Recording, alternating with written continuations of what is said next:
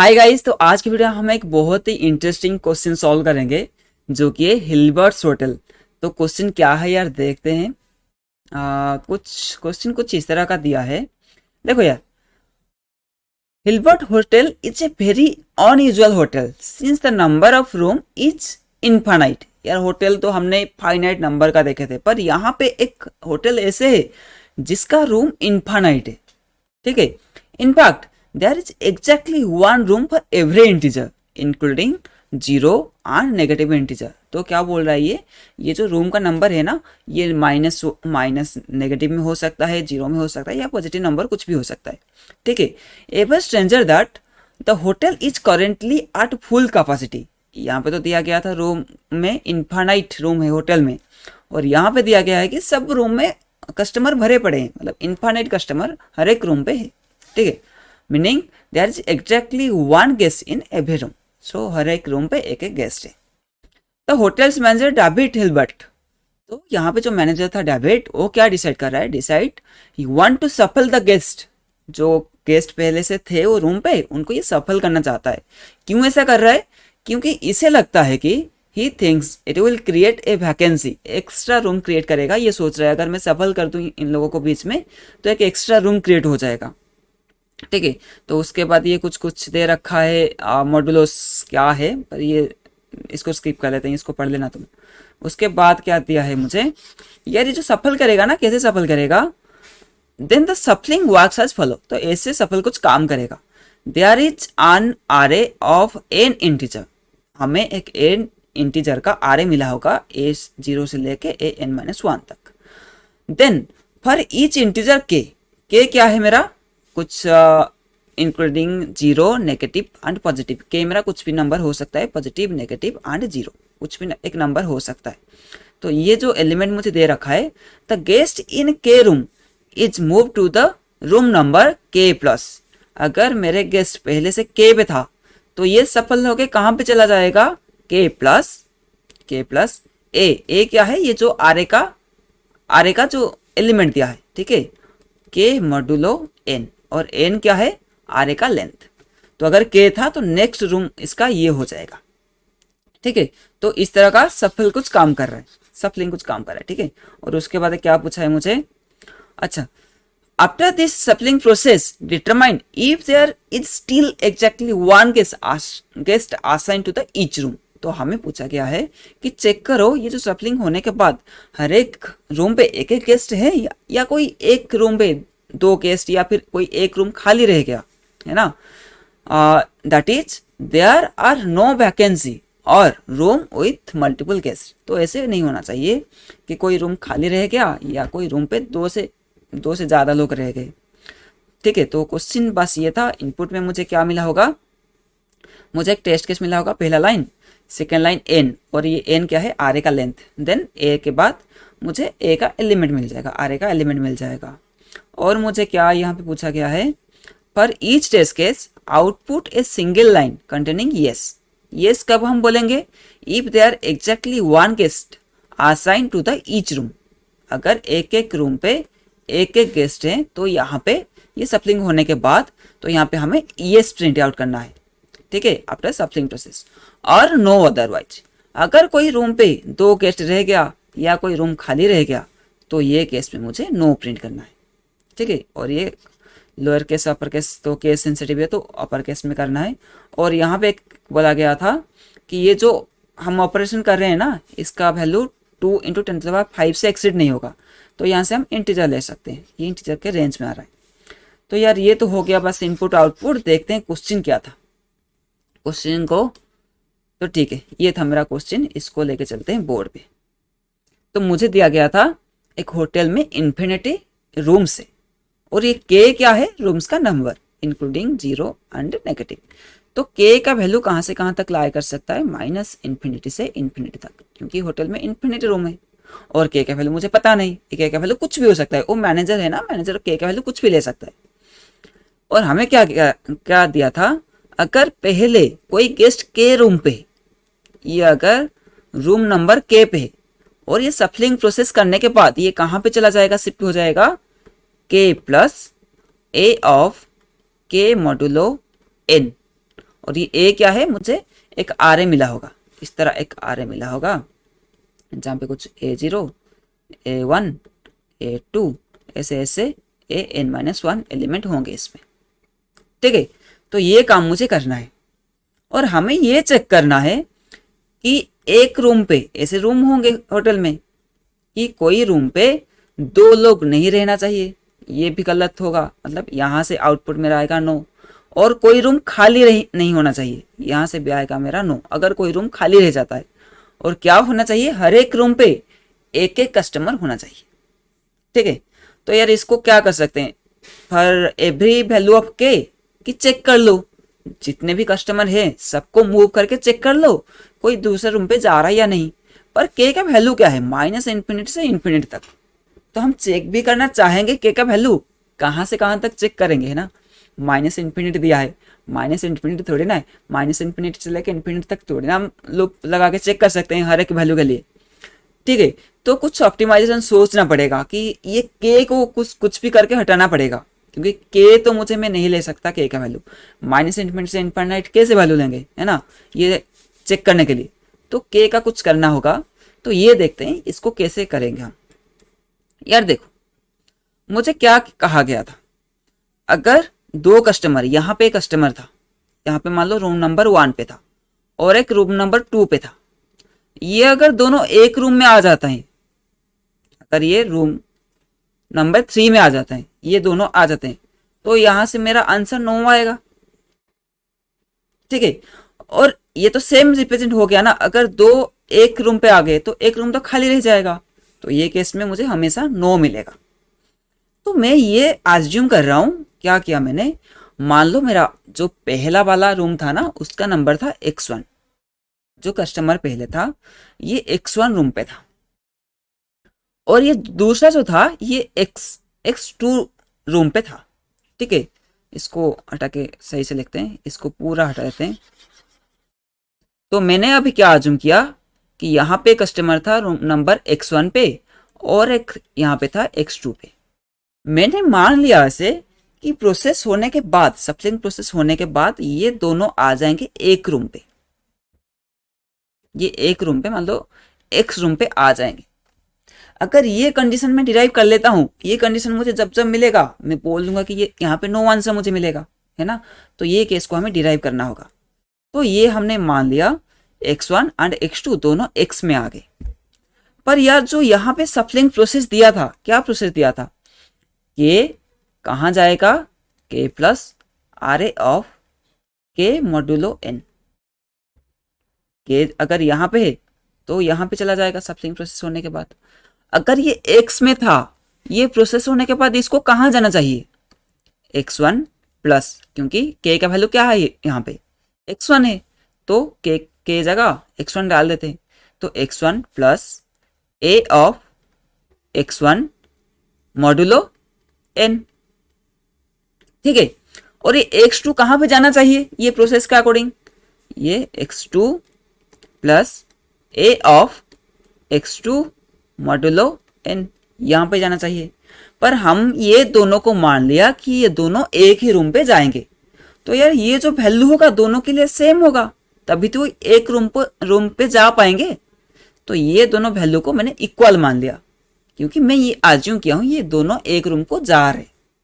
Okay, तो देखते हैं यार, देखो यार ये क्या बन रहा है, X1 मॉड्यूलो n बन रहा है। अगर मैं किसी वैल्यू को n से मॉड्यूलो करूं तो कुछ वैल्यू देगा, ये कुछ वैल्यू देगा 1 से लेके n तक। तो मैंने ये वैल्यू को मान लिया, ये है I1 वैल्यू कहां से आ रहा है, X1 मॉड्यूलो n होने के बाद। ठीक है, यहाँ पे X1 मॉड्यूलो n था और इसका वैल्यू कुछ तो आएगा, तो मैं ये इसको आज्यूम कर लिया, ये है I1 जो कि है X1 मॉड्यूलो n। ठीक है, यार देखो X एक नंबर है और इसको हम मॉड्यूलो करने के बाद ये क्या देगा मुझे, रिमाइंडर, तो ये रिमाइंडर को रिप्रेजेंट कर रहा है। तो यहां से मैं x का वैल्यू मुझे क्या मिलेगा, sum multiple of n plus remainder, है ना, जो क्वेश्चन डिवाइजर रूल था। अगर इसको मॉड्यूलो करने के बाद ये मेरा रिमाइंडर आ रहा है तो ये वैल्यू क्या होगा, sum multiple of n, p multiple of n, then plus i1, ये मान लिया मैंने p मल्टीपल ऑफ n। तो इसी तरह ये x2 क्या, ये जो है इसको मैं ले लेता हूँ i2, i2 को मैंने ले लिया x2 मॉड्यूलो n। तो यहां से ही मैं क्या लिख सकता हूं, x2 क्या होगा, सम मल्टीपल ऑफ n, यहाँ पे p मल्टीपल ऑफ था तो यहाँ पे q मल्टीपल ऑफ n बोल देता हूं, प्लस i2। यही तो वैल्यू होगा ना, ये दोनों का वैल्यू, x2 का वैल्यू ये होगा, x1 का वैल्यू ये होगा। यार यहाँ पे ये वैल्यू पुट कर देते हैं, ठीक है। x1 का वैल्यू क्या आया, ये रहा pn प्लस i1, और इसको मैंने i मान लिया था, यहाँ पे मैंने i1 मान लिया था, प्लस a ऑफ i1, ठीक है। इसको ब्रैकेट इस लगेगा, इक्वल टू ये x2 का वैल्यू क्या मिला, q of n plus a of, इसका वैल्यू के क्या हमें अज्यूम किया था, i2, ठीक है यार।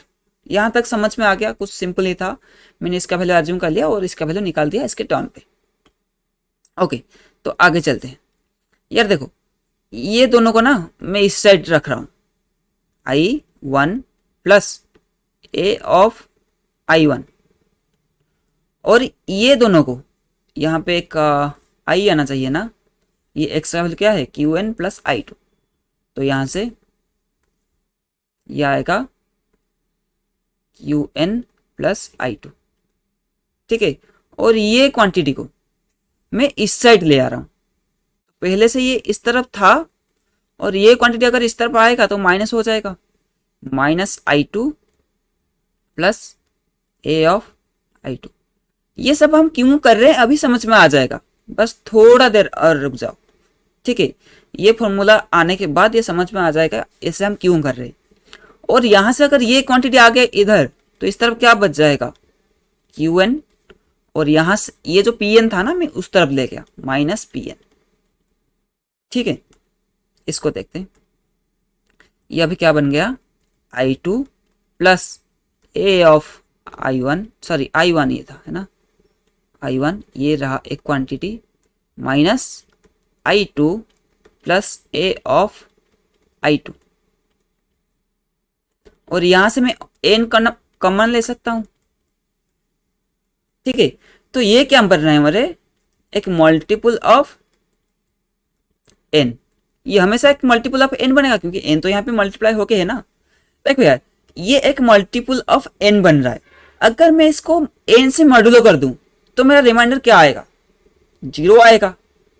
सोच के देखो ना, ये एक नंबर n का मल्टीप्लाई है, तो इसको अगर मैं यहाँ पे मॉड्यूलो ले लूं तो ये 0 देगा मुझे, तो मैं दो साइड मॉड्यूलो ले लेता हूं, ठीक है।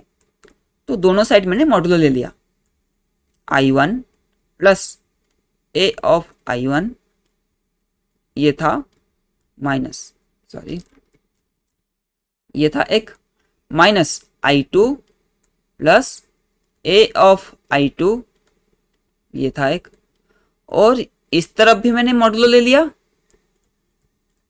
और इस तरफ भी मैंने मॉड्यूलो ले लिया। जब यहां से मॉड्यूलो लूंगा तो मुझे ये क्या देगा, 0 देगा, यहां से n मॉड्यूलो था, ठीक है। यहां तक समझ में आ रहा है। यार देखो अगर ये मेरा 0 है, ये मॉड्यूलो को खुल सकते हैं, ये मॉड्यूलो इसका मॉड्यूलो बन जाएगा, इसका भी मॉड्यूलो बन जाएगा, है ना। तो i1 plus a of i1, ये दोनों का मॉड्यूलो ले लिया एक बार,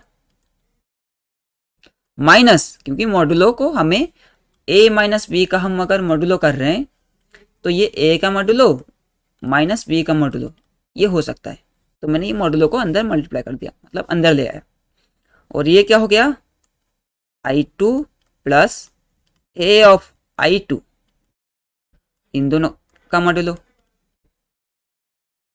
n इक्वल टू 0, इस तरफ तो 0 था, ठीक है। तो अब क्या करते हैं, इसको तो इस साइड रखा मैंने, i1 plus a of i1 modulo n equal to, ये उस तरफ चला जाएगा तो पॉजिटिव बन जाएगा, i2 plus a of i2 modulo n, तो यार अभी ये क्या बन गया, इसको जरा देखो ठीक से क्या बन गया। ये फॉर्मूला को ठीक से देखो। ये फॉर्मूला कब बना, जब मैंने आज्यूम किया था कि x1 जो रूम है, x2 जो रूम है, ये दोनों आके एक रूम में अगर रहेंगे, ये हमने आज्यूम किया था और इसको डिराइव करके अभी ये बन गया। ठीक है, तो देखो यार, तो इसको हम इन जनरल क्या बोल सकते हैं, आई है plus A of I modulo n. In general I1 I2 ये तो था ना। अगर ये दोनों क्वांटिटी बराबर हो जाए तो ये वाला कंडीशन जनरेट होगा, क्योंकि यही तो हमने किए थे। पहले इसको मान लिए कि ये कॉन्फ़िगरेशन जनरेट हो रहा है मान लो, और हमने डिवाइड करके ये फॉर्मूला डिराइव किया, इसको डिराइव करके ये फॉर्मूला आ गया। तो यहां से मैं ये बोल सकता हूं ना, अगर मुझे कहीं पे ये फॉर्मूला मिल जाए, मतलब ये कंडीशन सेटिस्फाई हो जाए, तो ये वाला कॉन्फ़िगरेशन बनेगा, हाँ या ना। या सोच के देखो, इसको मैंने पहले ले लिया कि ये कॉन्फ़िगरेशन बन रहा है। अगर बनेगा तो ये इक्वेशन आएगा। अगर ये इक्वेशन कहीं पे भी मिलता है, इसका मीनिंग क्या है, ये कॉन्फ़िगरेशन बन रहा होगा कहीं पे। और ये कॉन्फ़िगरेशन अगर बन रहा है, ये इक्वेशन अगर सेटिस्फाई कर रहा है, तो इसका आंसर मुझे क्या मिलेगा, नो। क्योंकि बोला गया था एक रूम पे दो लोग नहीं रह सकते, अगर रह रहे हैं तो नो प्रिंट करो।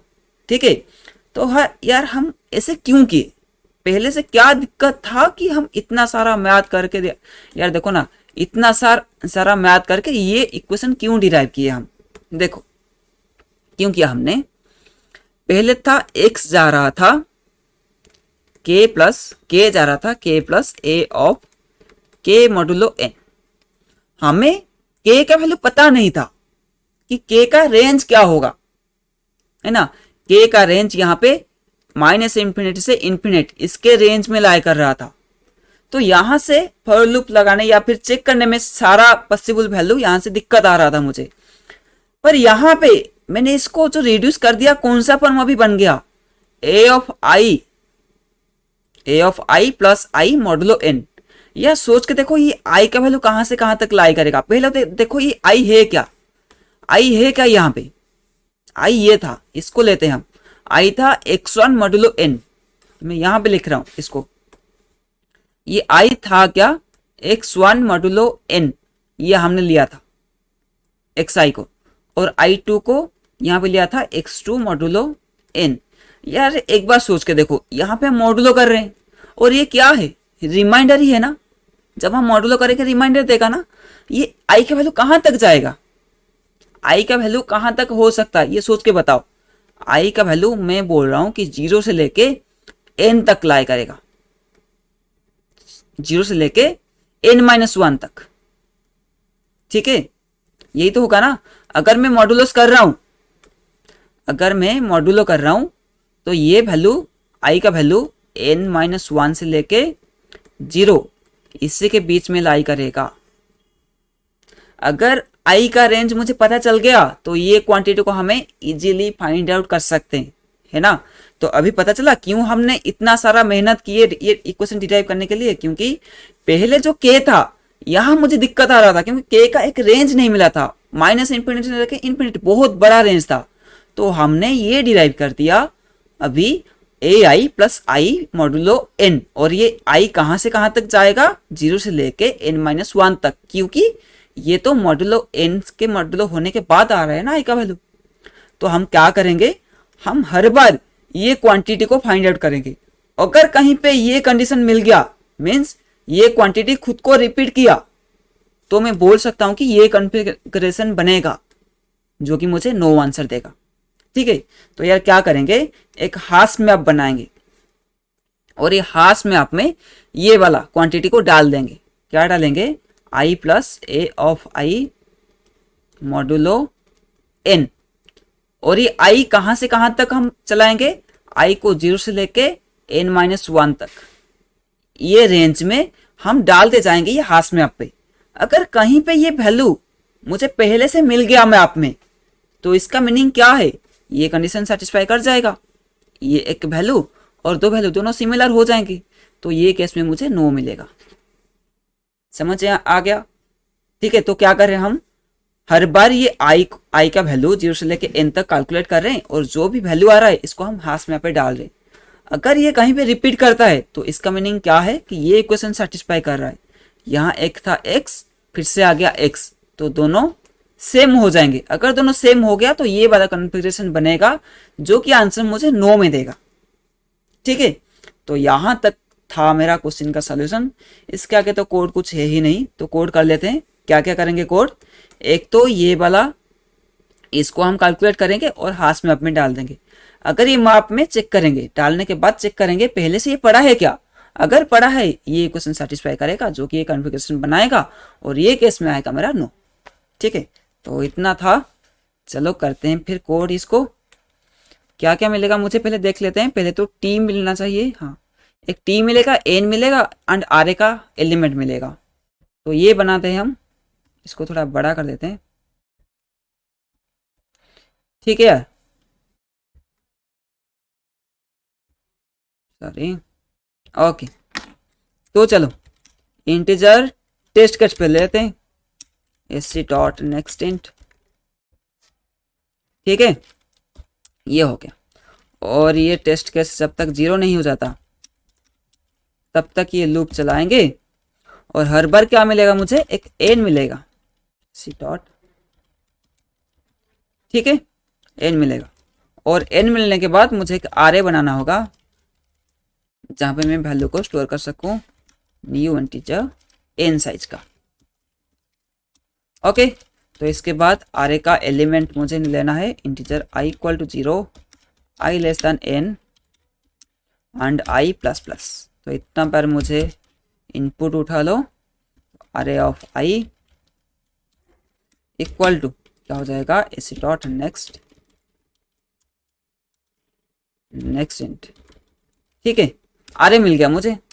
उसके बाद हम क्या कैलकुलेट करेंगे, ये कैलकुलेट करेंगे I plus A I modulo N. ठीक है, तो यार लूप लगाते हैं, integer I equal to 0, I less than जाएंगे R A dot length N ही है, और आई प्लस प्लस, क्योंकि आई कहाँ से कहाँ तक वेरी कर रहा था, आई कर रहा था 0 से लेके n-1 तक, तो 0 से लेके n-1 तक चलाया मैंने लूप। और हर बार हम क्या करेंगे, रूम नंबर कैलकुलेट करेंगे, और रूम नंबर जो न्यू रूम नंबर कैसे मिलेगा, ये फॉर्मूला से मिलेगा मुझे, I plus R A of I modulo N.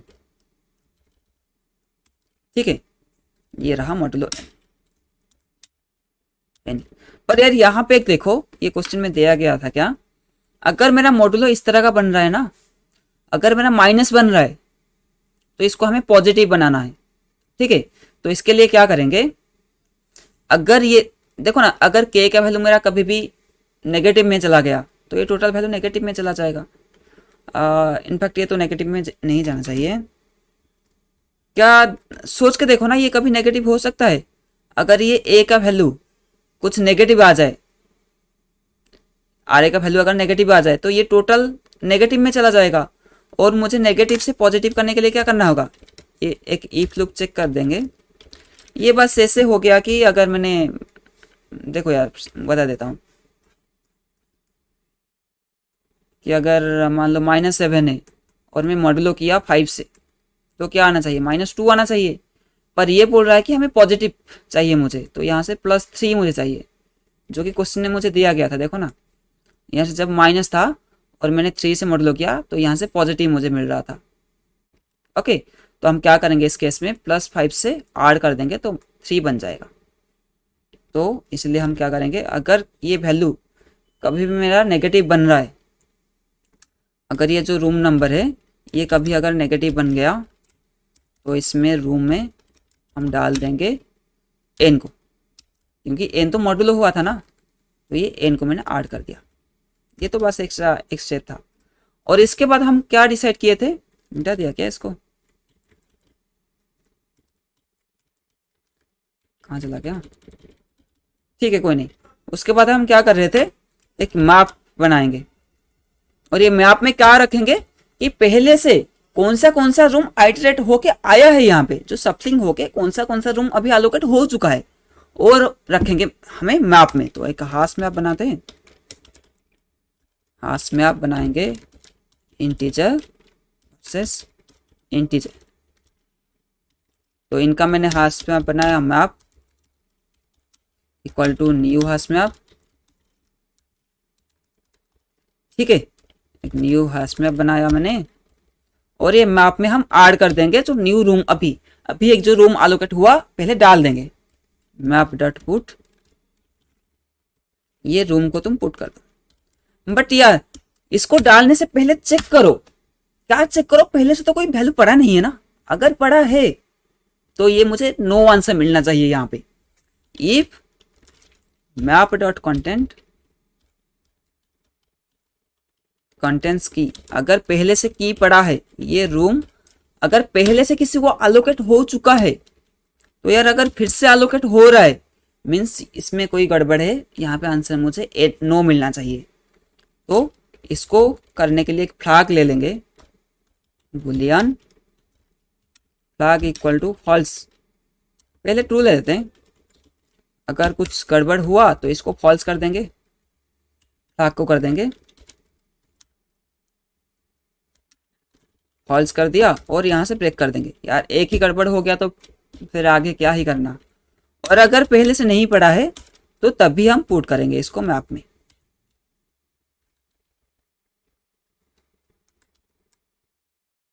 ठीक है, तो ये होने के बाद हम चेक करते हैं system dot out, system dot out dot println. तो क्या करेंगे, अगर फ्लैग ये सब होने के बाद अगर फ्लैग मेरा फिर भी ट्रू है, मीन्स कहीं पे ये कंडीशन एग्जीक्यूट नहीं हुआ, तो रूम किसी को एलोकेट नहीं हुआ है पहले से, तो हर एक को एक रूम ही एलोकेट होगा। ठीक है, तो इसको कर देंगे, अगर मेरा फ्लैग अभी भी ट्रू है, अगर अभी भी ट्रू है तो हम येस प्रिंट करेंगे, एल्स नो प्रिंट करेंगे। ठीक है, तो यार इसको कोड करके देखते हैं, रन करके देखते हैं क्या हुआ, कुछ गलती हुआ हमसे। हाँ यार कुछ गलती हो गया, क्या नॉट अप्लाइड टाइप, अच्छा इंटीजर बनाए थे ना, तो यहाँ से 1 रूम पुट करेंगे और इसमें 1 डाल देते हैं। ओके, इसे रन, यार आउटपुट तो आ रहा है ठीक से, सबमिट।